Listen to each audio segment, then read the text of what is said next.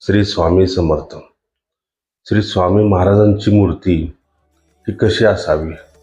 शक्यतो ही मूर्ती पंचधातूचीच असावी. देवघरातील सर्वात वरच्या पायरीवरती या मूर्तीला प्रथम स्थान द्यावे.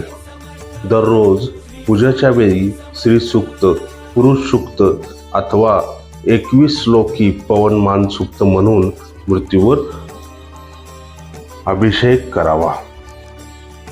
श्री स्वामी समर्थ.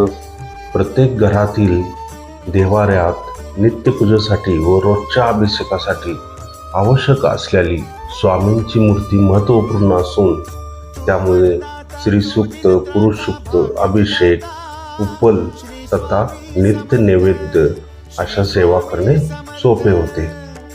श्री स्वामी समर्थ.